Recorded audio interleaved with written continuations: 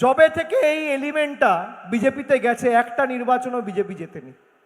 2020-তে উপনির্বাচন হেরেছে, 2021-এ বিধানসভা হেরেছে, 2022-এর পুরসভা হেরেছে, 2023-এর পঞ্চায়েত হেরেছে, 2024-এর লোকসভা হেরেছে, 2025-এর উপনির্বাচন হেরেছে।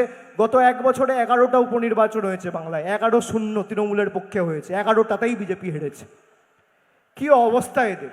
আগে বিজেপির রাহুর দশা চলছিল, শনির দশা, আর এখন কেতুটা গিয়ে কেতু আর শনির দশা সংযোজিত হয়েছে।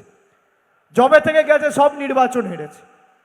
এরা নাকি বাংলায় আবার অপারেশন সিন্দুর করবে, অপারেশন বেঙ্গল, মানে কি এমএলএ কেনাবেচা করবে। বন্ধু, তোমার কথায় তোমাকে বলি যে তুমি যে বলেছ দিদি থেকে পিসিমা হয়ে যেতে, মাসিমা হয়ে যেতে, মুখ্যমন্ত্রী হতে পারতেন না। মমতা ব্যানার্জি নিজের দমে মুখ্যমন্ত্রী হয়েছে। 34 বছরের সিপিএমের জগদ্দল পাথরকে মানুষের আশীর্বাদ নিয়ে সরিয়েছে। আর তোমাকেও বলে রাখি, তুমি দাদা থেকে কাকা, কাকা থেকে জেঠু, আমি এই ভাষা ব্যবহার করি না, কিন্তু তুমি এই ভাষাই বোঝো, আমার কিছু করার নেই। তুমি দাদা থেকে কাকু, কাকু থেকে জেঠু, আর জেঠু থেকে দাদু হবে। তৃণমূল কংগ্রেসকে মানুষের হৃদয় থেকে আগামী 50 বছর বাংলার মাটিতে সরাতে পারবে না।